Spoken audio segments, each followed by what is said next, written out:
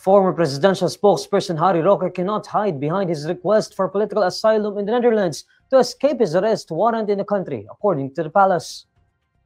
Roque previously said he will continue to seek political asylum in the Netherlands after an arrest warrant was issued against him for his alleged involvement in a Philippine offshore gaming operator hub in Pampanga. In a briefing, Presidential Communications Undersecretary Claire Castro points out that Roque must first prove that the warrant against him was mere harassment. Castro adds that Roque must not hide behind his request for asylum. Siya po ang nagsampa ng kanyang petition for asylum. So dapat po para hindi po siya maaresto since may valid warrant of arrest na inisyu ang ating bansa, siya po ang dapat magpatunay na ang pagkuha sa kanya, gamit man ang Interpol or kooperasyon sa Interpol, siya magpatunay ang pagdala dito sa Pilipinas ay because of mere harassment. So may condition po yun.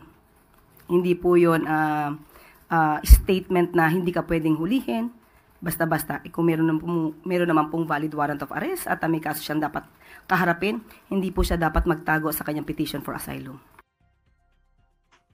When asked what the palace thinks about Roque claiming the arrest warrant as mere political persecution due to his ties with the Dutertes, Castro claps back at Roque saying, yan po naman talaga ang kanyang magiging naratibo, kanyang depensa, pero hindi po niya sinasagot ng mabuti kung nasaan nga ba yung mga dokumentong kanyang ipinangako sa House of Representatives at that time na nagkaroon po ng hearing sa Quadcom.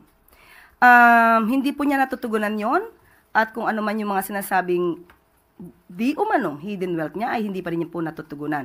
So paano po kayo magkakaroon ng political persecution? The warrant against Roque was based on a qualified human trafficking case filed by the Department of Justice against Roque and several others for their alleged involvement in the operations of scam hub Lucky South 99 in Porac, Pampanga.